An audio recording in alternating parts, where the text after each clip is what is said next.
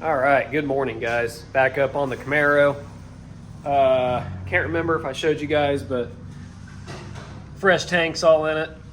All the lines are ready to wire up and plumb the fuel lines as well. But we're waiting on, we got to go get some hard line because we are going to hard line it from front to back and just attach the rubber at the tank. And then over here on the driver's side door, it's fairly hard to close and it's really hard to get that handle to open it. So I think that bar in here is tweaked. Kind of seen that stuff in the past. So we're gonna pop this door panel off, and this lock bar is bent really bad, which I'll kind of show you. So when you put that thing on there, it's sitting on there like that, which it should be straight up and down. So that leads me to believe some other stuff is tweaked up in there, which would make sense. So we're gonna get this pulled apart and we'll show you what we find.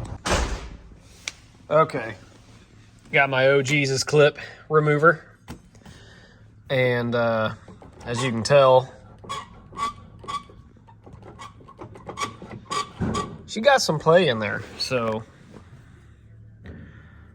let's see what we can get here.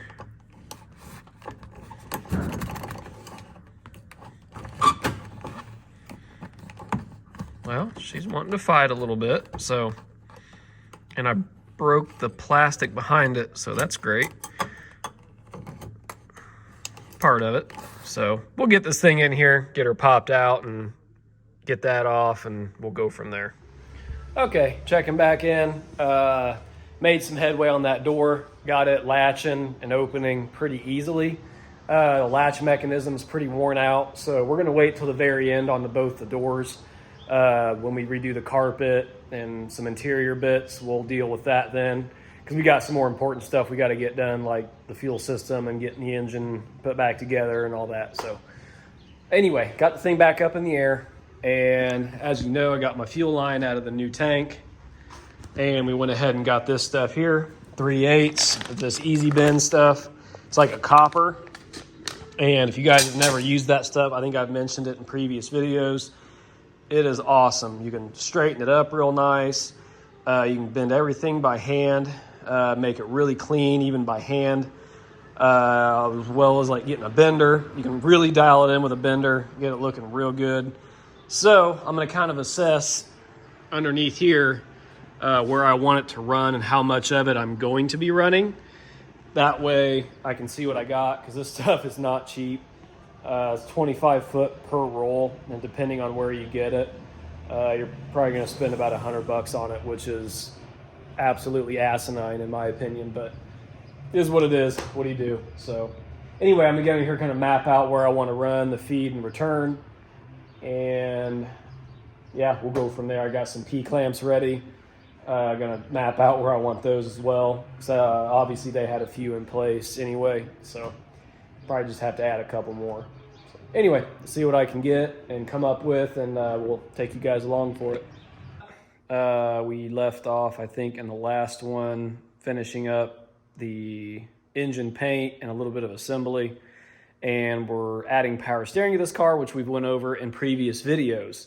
Now, I thought we could piece together some F-body stuff and make it work, but with this early 327, stuff's different. So we actually got on Camaro Central, and they offer everything for these early Camaros. So we went ahead and got a new power steering pump, belts, hoses, all the brackets, and pulleys to make this thing correct in the way it's supposed to be. Now, let me go over a little bit with what I'm doing and why we're doing it. So here's the new pulley, double groove for alternator and power steering, because before, obviously, it was just the, where is it? Right there, just a single guy. Now, I do believe this is a big block upper alternator bracket, if I'm not mistaken, but I believe this is still going to work. Someone handmade this. I think I mentioned that in the other video.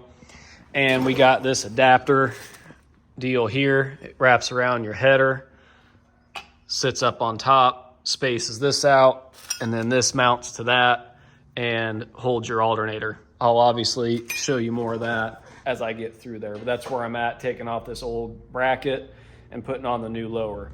And Then after that, we will be ready to assemble like the power steering cradle and all that kind of stuff. So we'll be getting the pump out and assembling the power steering pump as well. So that way we can get all this stuff knocked out and hopefully be ready to put this engine in sometime tomorrow.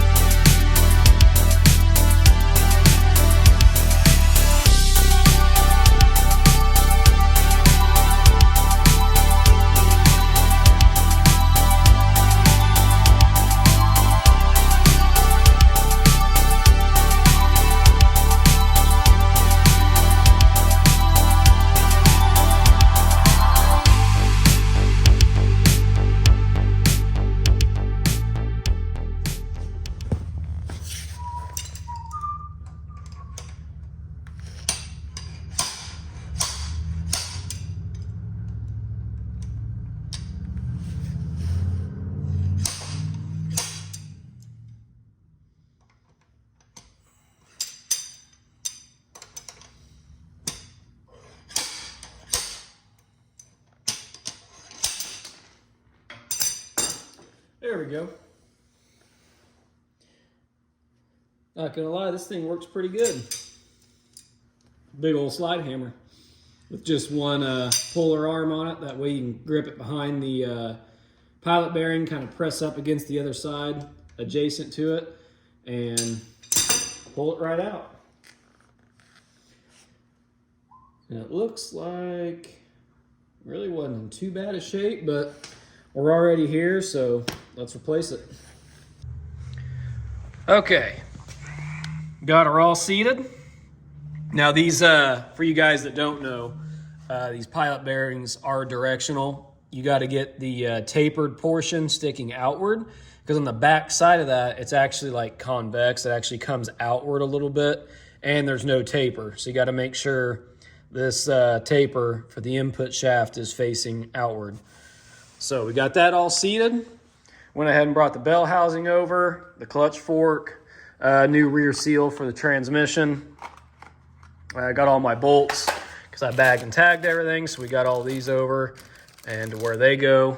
Got the trans and got the clutch and flywheel over there. So I'm gonna go ahead and get the flywheel on it, start getting the clutch put on it. So I might set up a little time lapse for that and take you guys along with me. Okay, just got the flywheel torqued on to 65 foot-pounds, and that's what it called for a 327. So now got the pressure plate out as well, and then here's the new throwout bearing, our alignment tool, and the clutch disc itself. So I'm gonna get this stuff all set up. I already got my surfaces all cleaned and prepped, so time to get that out, get the alignment tool ready, and get all this stuff in.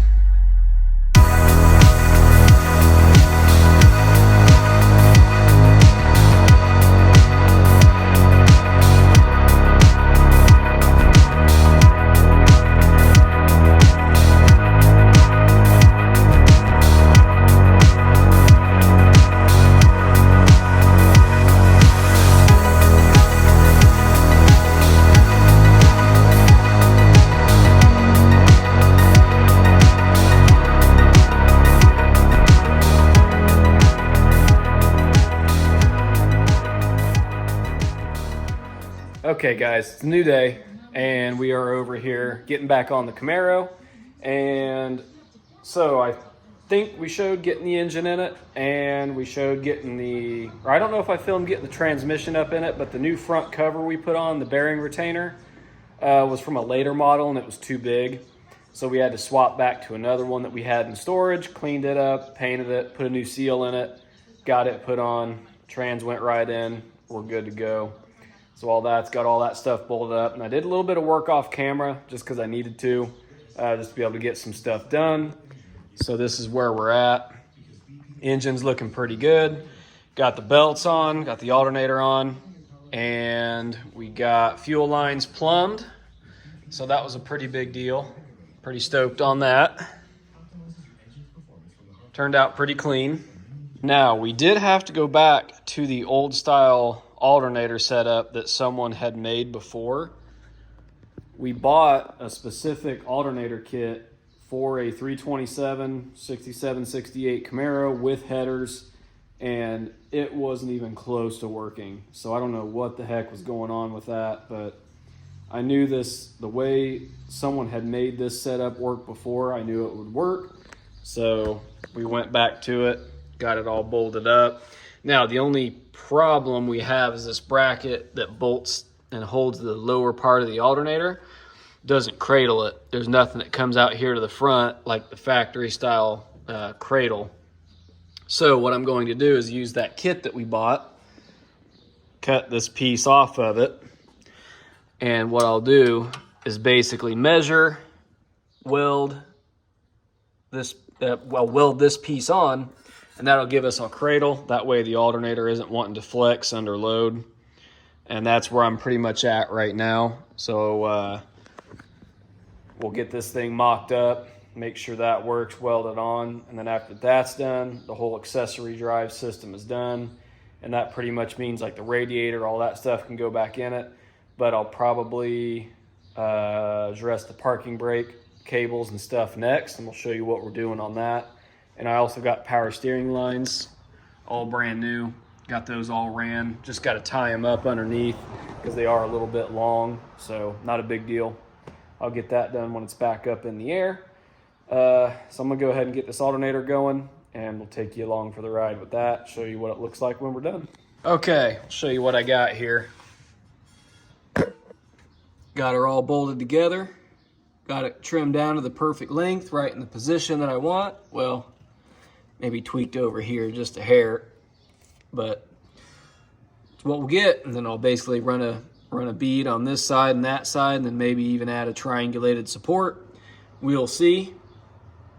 But anyway, that's what we're going for right there. Pretty simple and easy. So I like simple and easy. Let's go ahead and mark this thing, pop it out, and weld it.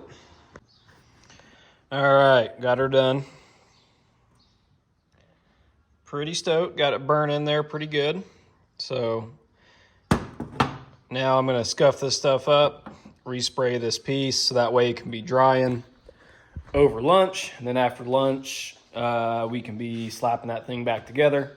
Kind of tricky getting that thing held in place exactly where I wanted it, and with all the heat being put to it, keeping it from, wanting to contract in or lean out. Heat will make metal do weird things. But it's like perfect. It's just a snug fit right around the alternator. Bolt goes right through it. So it's, I was able to keep it right where I wanted it. But yeah, anyway, we'll get this thing painted. That way we can get it back together after lunch. All right, guys, got that thing painted. Got the belt back on it. Get a look at it in here.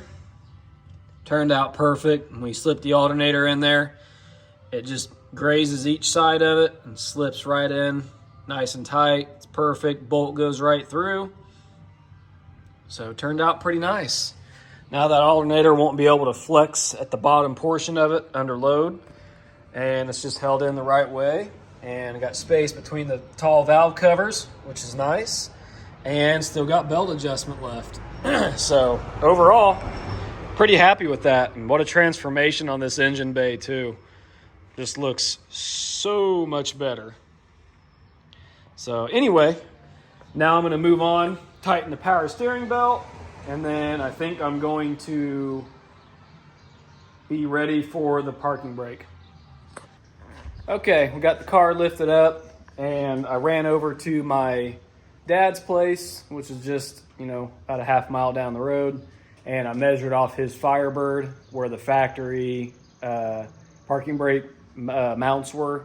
And as I mentioned, I was coming up with my own because I had to make them because they aren't on this car. So this is what I've come up with. Not finished yet, just literally got it roughed in. So essentially, this thing will, which you can see where my location's gonna be, and then it'll be welded up here like that, and then there's where your parking brake cable will go through and be clipped in. So basically I'll just have to reverse this deal for the driver's side, and then we'll be good to go. So I'm gonna kind of continue to shape this thing up, make it look a little bit more factory. And what I did is basically measured the width of this 1/8 inch bar stock I used, made myself a template, come over here and started bending it to, you know, which way I wanted it. And that's pretty much how I got to where I was at there. So then I'll basically mark my template and then reverse it for the other side, flip it back around, and then make the driver's side ones. Like I said, I want to get this one fully finished. So I'll probably finish shaping it up, get it cleaned up, drill my holes to spot weld it so it looks factory, and then go from there, show you guys the finished product, and then we'll recreate the driver's one. A little bit later last night and finished up both those parking brake brackets, so I'll go ahead and show those to you because I can't even remember what I filmed in the last clip, and I'm too lazy to look, but I'll show you anyway. So that one's all done. Now obviously nothing's clipped in yet because I still got to paint these things. And then this will obviously be held up like that. So they turned out pretty nice, and I clearanced that one so it don't hit the fuel line. And this one worked out real nice as well. So now it's all held up in the air and ready to be adjusted properly. Pretty excited.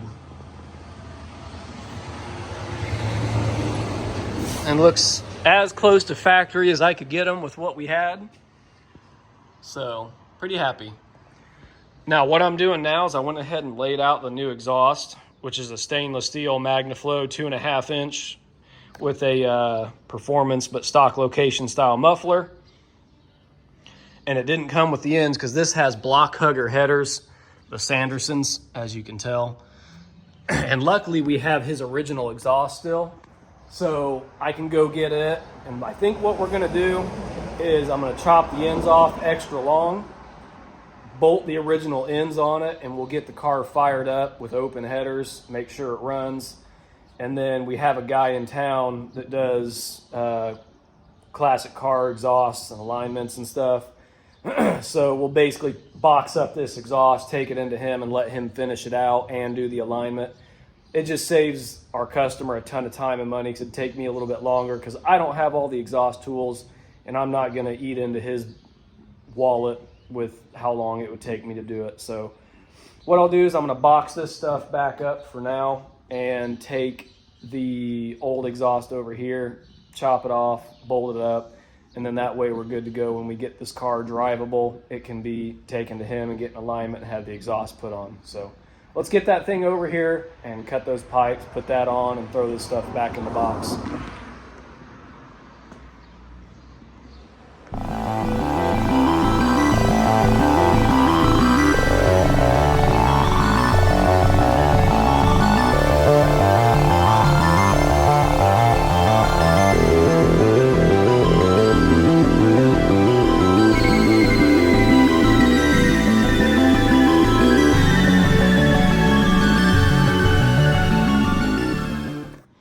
All right, as you saw in the time lapse, got them all cut up. I went ahead and got them tossed in and bolted in.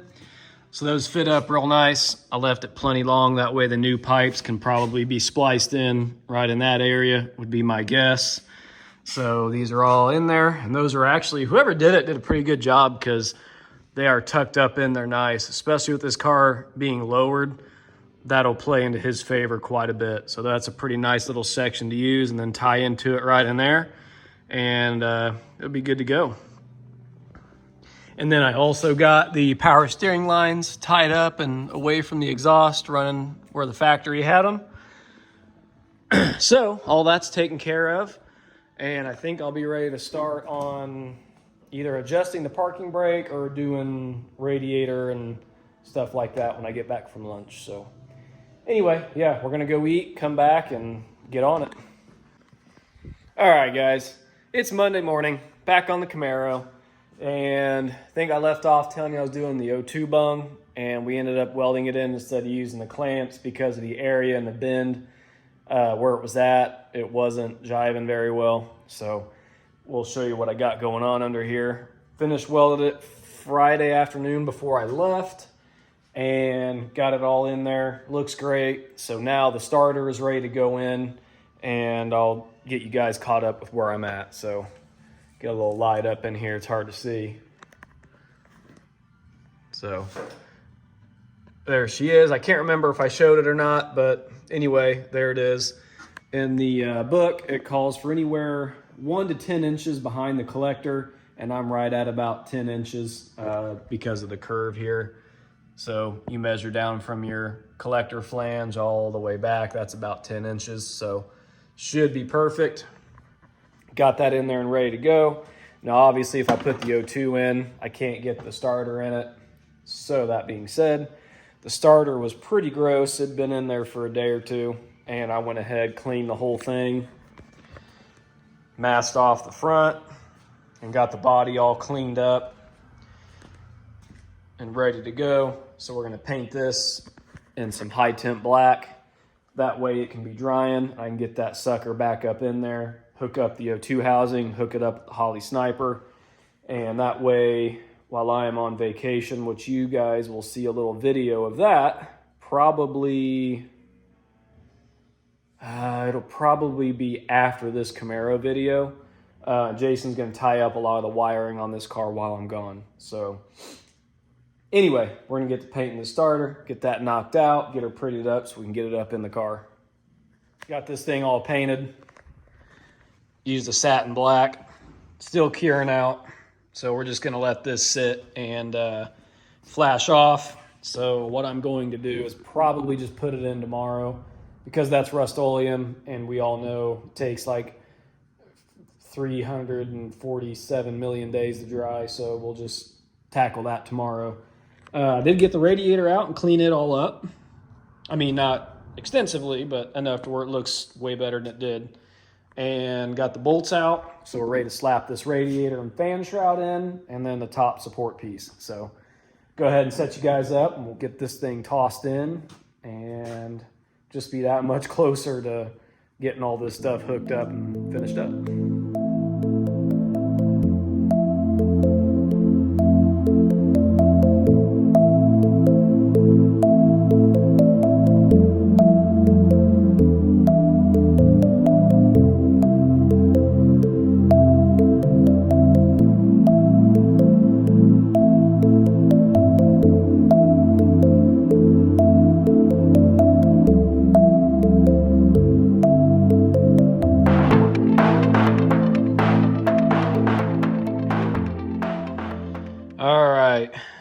As you saw, we got all that stuff put in, went ahead and put the hoses on and tightened the old clamps.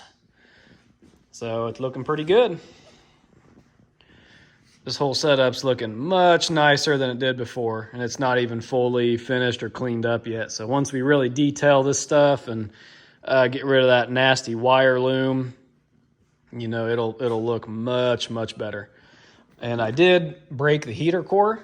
I was trying to put the take this line off, and I noticed it got kind of wiggly on me, and I was like, it's not supposed to wiggle like that, and pulled that right out. So yeah, it kind of sucks, but we got a new heater core coming, so we'll replace that.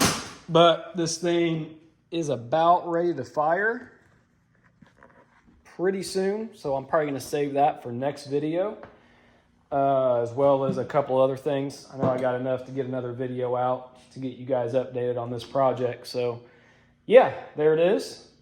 And pretty happy with how everything's coming along. Just got to put oil in it and coolant as well. And this thing will be ready to fire. So, because once we get the starter and the O2 housing threaded in it, and like I said, oil and coolant, we'll be ready to throw a battery in this thing and hook up the wiring and fire it up. So we will save that stuff for the next video. So hope you guys enjoyed this one, and I hope you're enjoying the series on the Camaro.